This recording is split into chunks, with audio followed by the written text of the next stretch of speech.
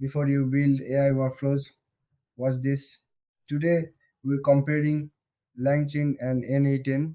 Both tools help you automate workflows using AI, but they work in very different ways. Let's start with Langchain.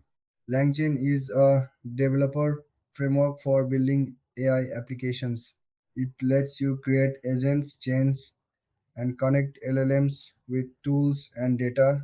It's powerful but requires coding. Now, Notion N8 N is a workflow automation tool.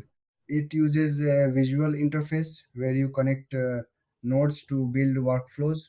It's easier to use and doesn't require much coding. Here's the main difference. Langchain is code based and very flexible. N8N is visual and easier to use.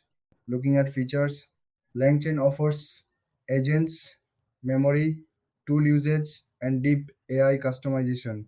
N8N offers integrations, automation flows, triggers, and a drag and drop builder.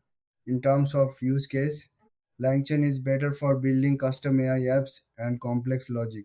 N8N is better for automating tasks and connecting different services. In terms of learning curve, Langchain is harder and requires development skills. N8N is beginner friendly and quicker to start. Now, pricing, both have open source versions. Costs depend on hosting and usage.